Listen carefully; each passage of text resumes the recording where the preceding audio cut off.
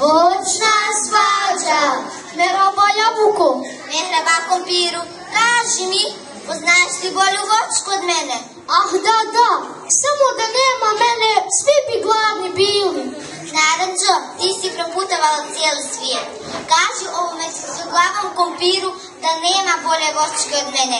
Nema i nema. Što si uobraženo, pa ja sam 3 puta bolje od oboje.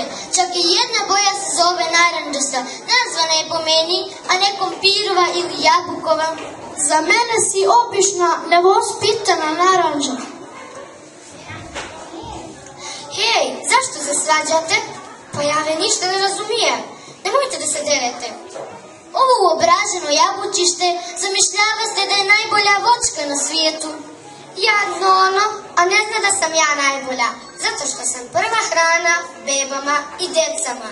Nije istina.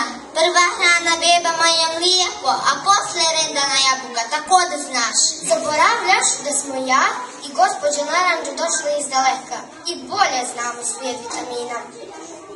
A šta znaš ti, kompiru jedan, si porastu u temeni, pod zemlju, pih, kompir.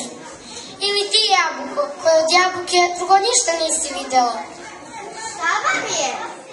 Ovo je boja polje ili šta? Svako voli da bude najbolji, eto šta je. Kaži tetka Krušo, zar nisam ja najbolja voćka? Ne ti, nego ja. Ne ni ti, nego ja, da znaš.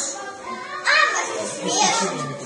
Ako je tako, onda i ja bi mogla da se ne prevažem za najbolju voćku, zašto sam slatka i metka u med.